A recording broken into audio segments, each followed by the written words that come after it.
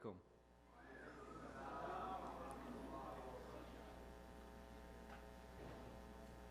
If someone were to ask you to describe yourself, how would you answer them? Whether it be occupation, ethnicity, gender, or the sports team you support. As humans, we naturally place ourselves under many different groups and categories.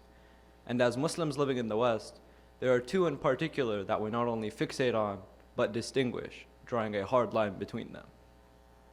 Nationality and religion, as they stand, are two key ingredients in the makeup of our identity, often determining how we would answer that question of, how would you describe yourself? For as far back as Muslims have lived in the West, simultaneously has existed a difficulty, dilemma, and dichotomy with regards to reconciling the two. Referring back to that initial question, someone like myself, an Iraqi immigrated to Canada, might have answered you in the following way.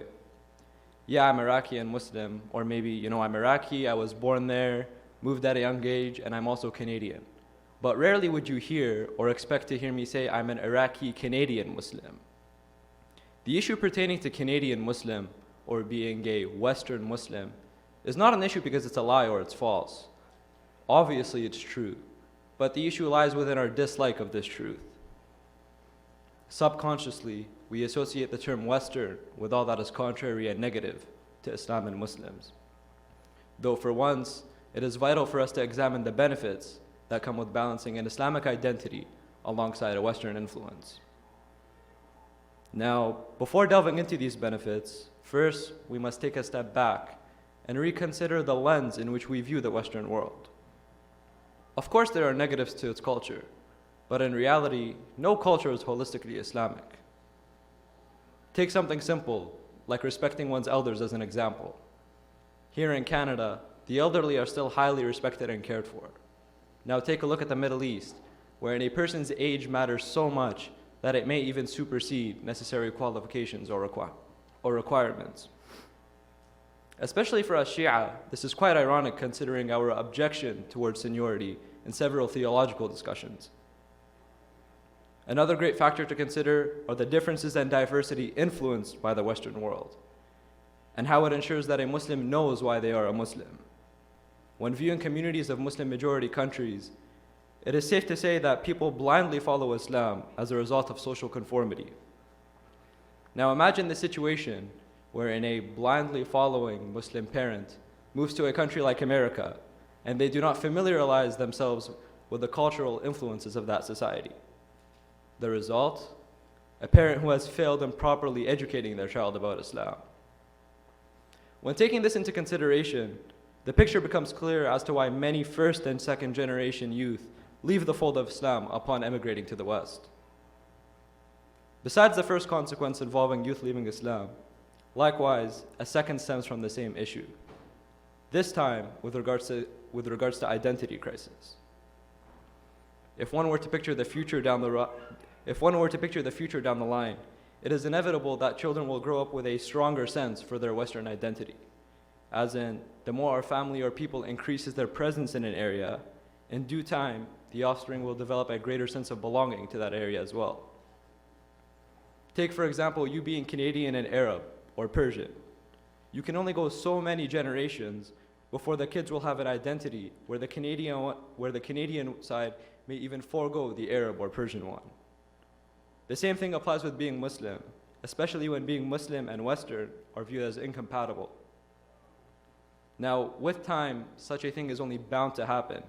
And when a person is brought up trying to suppress these evil parts of themselves, they end up taking one side and leaving the other, or simply not knowing how to manage the two, which in either case makes the perfect formula for an identity crisis. On one hand, the product of this formula may be somebody who believes wearing a suit and tie is haram, and that it is a kafir uniform. And on the other, it may be a person who likes introducing themselves to people as an ex-Muslim. In addition, we should probably see what Islam has to say about culture and traditions. In verse 13 of chapter 49 of the Quran, it is clear with regards to Islam's support of cultural diversity. O mankind, we have created you from a male and a female, and made you into races and tribes, so that you may identify one another, and so on and so forth. Or how about verse 107 of chapter 21? wherein we see the Prophet, peace be upon him and his family, was sent as a mercy to mankind, rahmatan lil alameen, not to the Arab world or Mecca or Medina.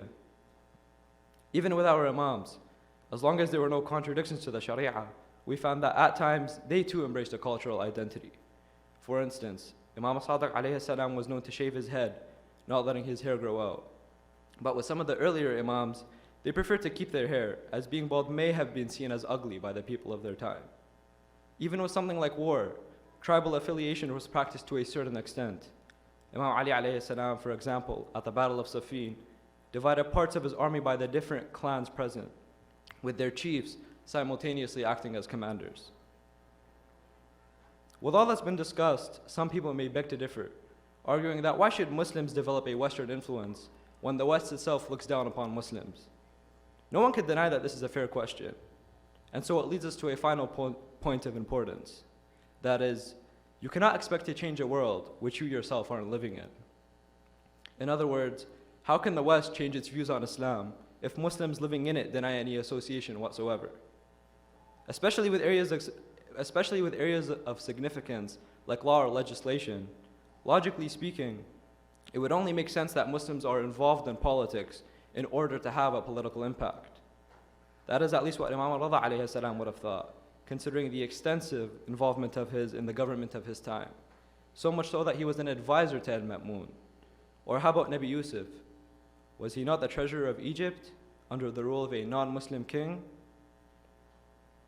Endless are the examples and likewise the benefits, though sadly, the same cannot be said about our establishment of them. However, as we gradually work towards upholding these models, we will find improvement in all aspects of our day-to-day lives, whether they be personal, social, or communal. Personal with securing our faith and individual connections with Allah. Social with upholding our image, and communal with ensuring the benefit of Islam and Muslims with the West, or should I say, our home. Closing off, I'd like to share the wise words of Amir al-Mu'mineen, in which he says, ليس بلد بأحق بك من بلد خير البلاد ما حملك. No country is more deserving of you than another. The best country is that which carries you. With that said, once again I'd like to ask you, describe yourself, but this time describe the country that is carrying you as well.